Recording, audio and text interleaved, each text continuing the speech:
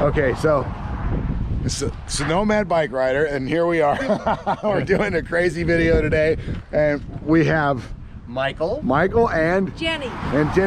Michael and Jenny, how did we meet? What's going on here? Oh, okay. So we'll tell the story. So did you see the bikes? I did see the bikes. I started biking 5 years ago as just something I do. Okay. And I've crossed the United States twice on Surly. Now we've got these wonderful treks.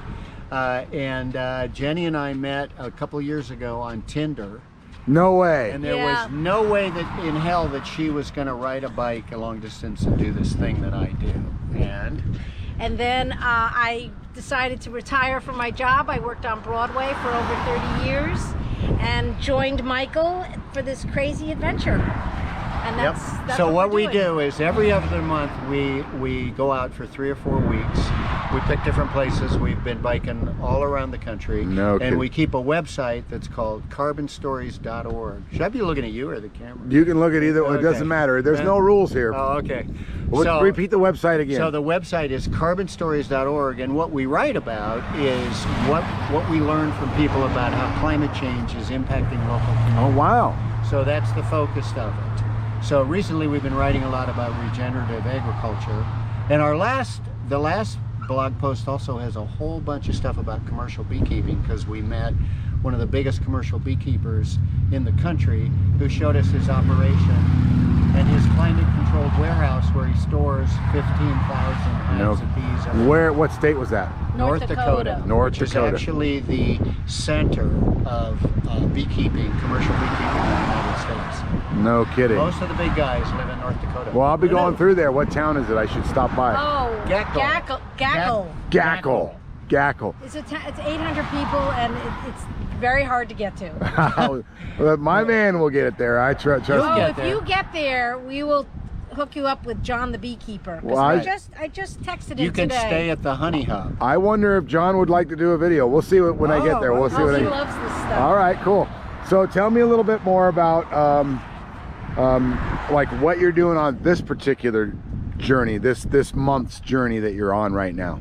Okay, you want to? Yeah. So we decided to come up to the Upper Peninsula to sort of look at the land and land usage and kind of learn a little bit about what's going on here environmentally and politically. And I like to draw people and hear people's stories, and Michael likes to investigate a lot of the environmental issues that have to do with land conservancies and regenerative agriculture. Okay. You know what's really fascinating about this? Two things that I can kind of synergistically relate to you with. One, after my event in Kansas that I just did, I went through all the corn fields and Iowa and whatnot, and I was just intuitively I thought to myself, I don't think this is really very good. There was a lot. I mean, and I ended up all the fertilizers and all the stuff.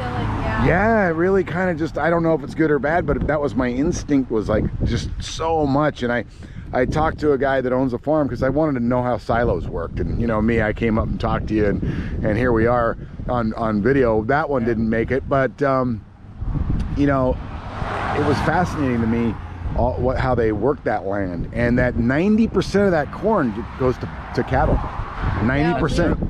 So right. that was a trip. And then I was telling you about some of it goes to ethanol. Yes, some, and then but they take the alcohol out, and then that feed goes back to the cattle. Did you know that? I didn't know. Yeah, I was fascinated by that. Yeah. And then I met these dudes in Minnesota I was telling you about, and one of them, he was something for the state of Minnesota, fertilizers and something, the director of it. Fascinating guy. He's got a farm, and he was telling me about how his mission in life is to change agriculture in a way that stops global warming. He was telling us about how farming contributes significantly to global warming. Well, that's what we've been doing a lot of research on, and we actually visited a man's farm. His name is Gabe Brown, and he's featured in the documentary called Kiss the Ground, and he's probably one of the, he's like one of the godfathers of regenerative agriculture. Wow. So isn't this amazing that we never got to how we met. How'd that happen just now today? Oh, we stopped to look out at the scenic overlook, and you told me that there was a bald eagle in the tree. That's right. And I was very excited because I really wanted to see one. And we saw a bald eagle. Can you tap into the reasons why you wanted to see one and how it made you feel that a Well, stranger? I mean, it made me feel glorious, but I really won't go into it. But I've been dying to see a majestic bird today, because our last bike trip we saw so many hawks and so many majestic birds, and this is the first big bird we've seen, except for a couple of hawks. and it's the closest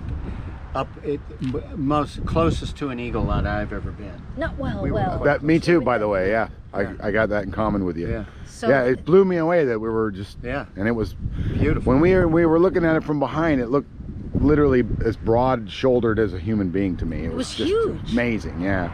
So, tell me what.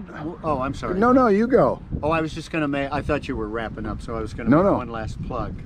No, we got all the time in the world. But I can tell you a little bit more about agriculture. Okay. You know, you said that you thought, so you learned that it was a big contributor to. Yes, I did. Yeah, I didn't know that either. Emissions and to climate change. That's true, but it doesn't have to be. That's the thing that's so interesting about it. Actually, agriculture could be a net positive. It could be something that actually is helping to ameliorate climate change. But the way that has to happen is farmers have to reinvest themselves in soil health. Because right now what they're doing is putting monoculture, large tracts of land that are corn or soy. I mean, you saw this in probably Iowa is the capital of that kind of farming. And then it's very high till as well. The farm machinery is immense. You can do large tracts of land this way. But you turn the soil over, you release carbon, it goes into the atmosphere, and then it just sits there, and nothing's growing in it, and it kills all the microbial life in the soil. So basically, the way that we farm with traditional industrial farming kills soil. It's ruining our soil. It's not developing our soil. And soil, healthy soil, stores carbon. So if we use methods, agricultural methods that are restorative, we can pull carbon back into the soil. And actually the USDA knows this. They're all over it, the Department of Agriculture. In fact, Congress, the Senate just passed a bill called the Growing Climate Solutions Act, which is all about creating opportunities for farmers to be able to sell carbon credits by changing their farming methods and actually storing carbon in the soil. Isn't that's fascinating? It's a area that's really right. Your instincts were right. Yeah, your instincts were right on. What you saw is not healthy. Yeah, that type of commercial farming where they're just destroying the land. Well, you know, it was fascinating too. Speaking to the gentleman that I did, he has 700 acres, and I said, well, how many employees do you have? And guess what he said? 2. I have an 80-year-old guy that helps me a few weeks a year. Right. And so I thought to myself, well, this just seems bizarre. Well, that's a small farm. It is a small farm, yeah. We were biking down in Mississippi, in the state of Mississippi, near the Mississippi River, and we ran into a guy who said that at one time of his life he wanted to be the biggest cotton farmer in the state. Now he no longer had that ambition because he really wanted to be a good steward of the land. Oh, cool. But he said with him and one other guy, if he had the right equipment, he could now farm 2,000 acres of cotton. Yep. Just with a crew of 2. Yeah, the guy's machinery was amazing. It's insane, and no wonder, you know, the cotton industry, which supported a lot of jobs, they weren't great jobs, but back in the 30s and 40s and 50s, that's all disappeared. So no wonder there are so many people in Mississippi that are out of work. That's a place you should come. I've been there 3 times. Oh yeah. Oh, down in those really poor areas. Yep. I've been all over Mississippi. This is the first time that I've been up in the northern area, and I only have 3 states left to click off the list before. What are they? North Dakota, Washington, and Oregon. And I did go to North Dakota. Oh, I can't wait. And Washington and Oregon. Oh my God, that's the 2 of the most beautiful states in the country. Yeah, I'll be doing. I plan targeting a lot of mountain biking in those 2 states. But in the Dakotas, there's a lot of great country. The Badlands and I did a lot of road cycling in the Black Hills. Yeah. 2 years ago, I was at Sturgis for Stickers Quick. But the places we were, sometimes it would be 80 miles between towns. Right. How many miles a day are you doing on this particular journey? Like, what's These are today? pedal assist bikes. So I think we're averaging 50 to 60 miles a day. Yeah, and we've had a few 80-mile days. So pedal assist, for those that might not know, is that this is a battery and there's a motor down here, and so it's not a full electric where you can just turn a throttle and go. No, they have to actually pedal, We have to pedal. but it gives you a boost, And we have especially to up the hills. And we have to manage our power. Yeah, where do you charge up?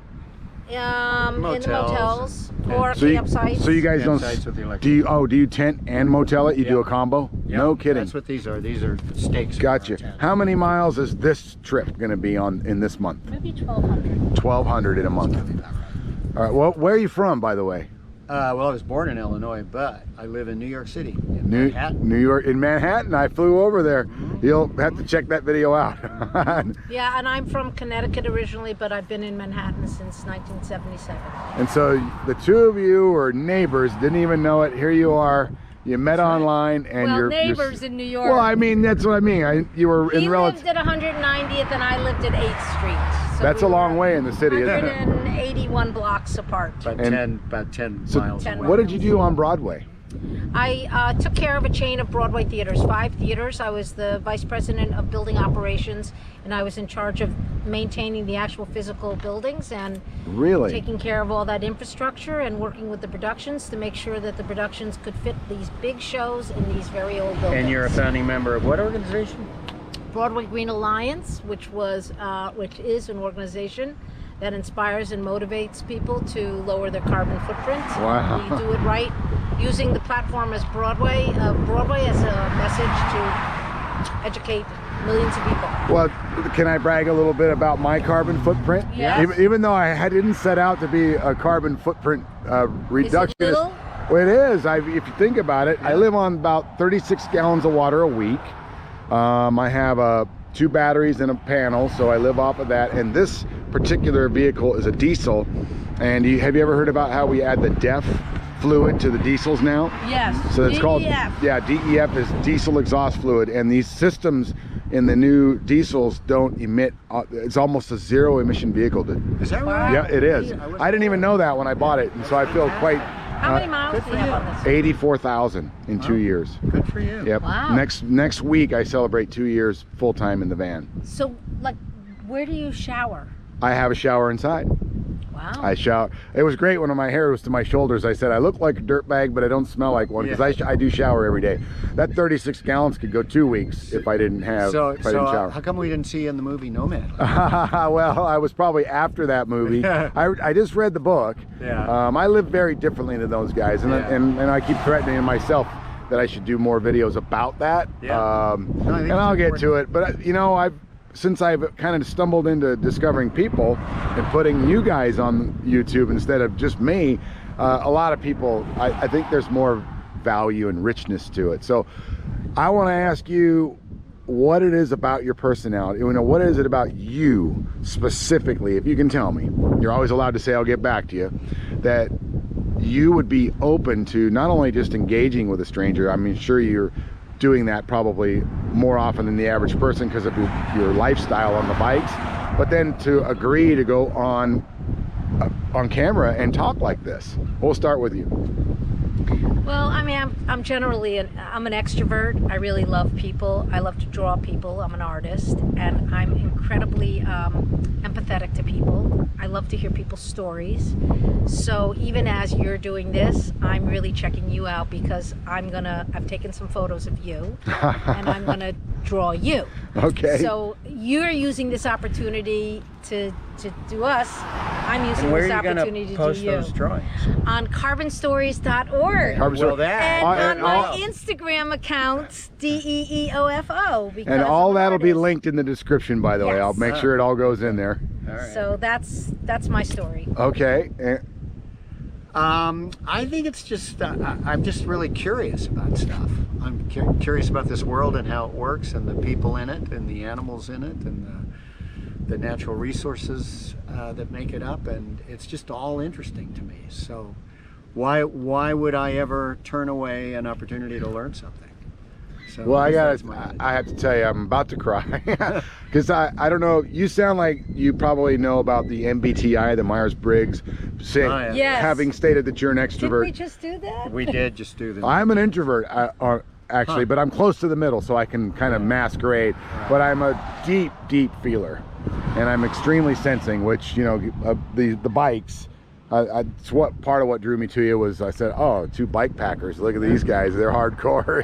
And so that's what you're allowing me to feel right now, or giving me. I'm telling you, I'm overwhelmed. I feel He's so, a crier too. yeah, I feel amazing right now. I love the way I feel. I love you guys. I can't believe that, you know, the generosity of folks like you to engage, you know, it makes the world a better place, I think. Well, you should see our blog. We engage with a lot of people. That's what we do. Right on. Yeah.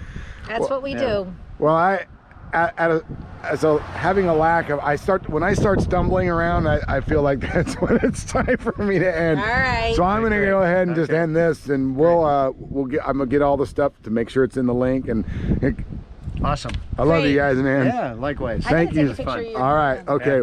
Well, I'm not even gonna do a wrap-up video because I think this just speaks for itself. I hope you guys are inspired.